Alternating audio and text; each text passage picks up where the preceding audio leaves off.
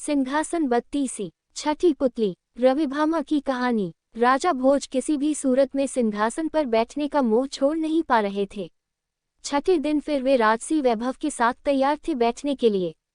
तभी छठी पुतली रविभामा ने उन्हें रोक दिया। सुनो राजन, यह सिंहासन परम प्रतापी राजा विक्रमादित्य का है। क्या तुम उनकी दानवीरता और शौर्य का मुकाबला कर सकते हो? आओ, मैं तुम्हें उनकी महानता की कथा सुनाती हूँ। एक दिन विक्रमादित्य क्षिप्रा नदी के तट पर बने हुए अपने महल से प्राकृतिक सौंदर्य को निहार रहे थे।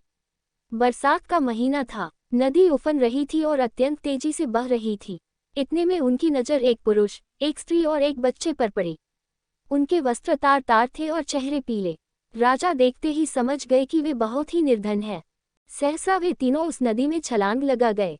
अगले ही पल प्राणों की रक्षा के लिए चिल्लाने लगे। विक्रम ने बिना एक पल गंवाए नदी में उनकी रक्षा के लिए छलांग लगा दी। अकेले तीनों को बचाना संभव नहीं था, इसलिए उन्होंने दोनों बेतालों का स्मरण किया। दोनों बेतालों ने स्त्री और बच्चे को तथा विक्रम ने उस पुरुष को डूबने से बचा लिया। तट पर पहुंचकर उन्होंने जानना चाहा वे आत्महत्या क्यों कर रहे थे। पुरुष ने बताया कि वह उन्हीं के राज्य का एक अत्यंत निर्धन ब्राह्मण है जो अपनी दरिद्रता से तंग आकर जान देना चाहता है। वह अपनी बीवी तथा बच्चे को भूख से मरता हुआ नहीं देख सकता और आत्महत्या के सिवा उन्हें अपनी समस्या का कोई अंत नहीं नजर आता। इस राज्य के लोग इतने आत्मनिर्भर हैं कि सारा काम खुद ही करते हैं, इसलिए उसे कोई रोजगार भी नहीं देता।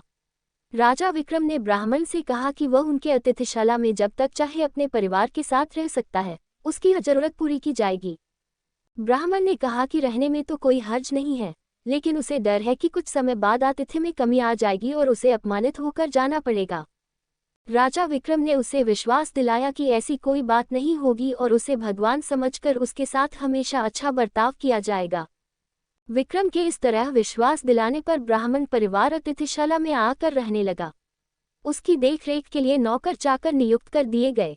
वे मौज से रहते, अपनी मर्जी से खाते पीते और आरामदेह पलंग पर सोते। किसी चीज की उन्हें कमी नहीं थी, लेकिन वे सफाई पर बिल्कुल ध्यान नहीं देते। जो कपड़े पहनते थे उन्हें कई दिनों तक नहीं बदलते। जहां सोते वहीं थूकते और मलमूत्र त्याग भी कर देते। चारों तरफ गंदगी ही गंदगी फैल गई। दुर्गंध के मारे उनका स्थान एक पल भी ठहरने लायक नहीं रहा। नौकर चाकर कुछ दिनों तक तो धीरज से सब कुछ सहते रहे, लेकिन कब तक ऐसा चलता। राजा के कोप की भी उन्होंने परवाह नहीं की और भाग खड़े हुए। राजा ने कई अन्य नौकर भेजे, पर सबके सब एक ही जैसे निकले। सबके लिए ये काम असंभव साबित हुआ।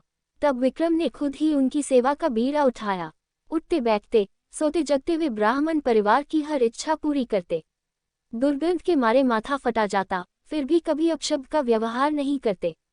उनके कहने पर विक्रम उनके पांव भी दबाते। ब्राह्मण परिवार ने हर संभव प्रयत्न किया कि विक्रम उनके आतिथ्य से तंग आकर अतिथि सत्कार भूल जाएं और अभद्रता से पेश आएं, मगर उनकी कोशिश असफल रही। बड़े सब्र से विक्रम उनकी सेवा में लगे रहे, कभी उन्हें शिकायत का कोई मौका नहीं दिया।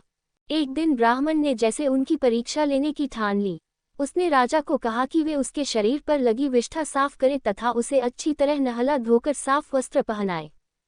विक्रम तुरंत उसकी आज्ञा मानकर अपने हाथों से विष्ठा साफ करने को बढ़े। अचानक चमत्कार हुआ, ब्राह्मण के सारे गंदे वस्त्र गायब हो गए।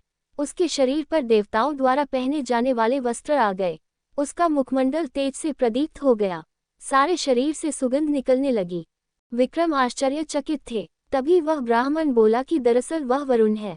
वरुण देव ने उनकी परीक्षा लेने के लिए ये रूप धरा था। विक्रम के अतिथि सत्कार की प्रशंसा सुनकर वे सपरिवार यहाँ आए थे। जैसा उन्होंने सुना था वैसा ही उन्होंने पाया, इसलिए विक्रम को उन्होंने वरदान दिया कि उसके राज्य में कभी भी अनावृष्टि नहीं होगी तथा वहाँ की जमीन से 3-3 फसलें निकलेंगी। विक्रम को वरदान देकर वे सपरिवार अंतर ध्यान हो गए। इतना कहकर रविभामा बोली, बताओ राजन, क्या तुम में इतना धैर्य है कि इस तरह से किसी का आतिथ्य सत्कार कर सको? राजा भोज असमंजस में पड़ गए और बिना कुछ कहे अपने कक्ष में लौट गए। अगले दिन 7वीं पुतली कौमुदी ने रोका राजा भोज का रास्ता।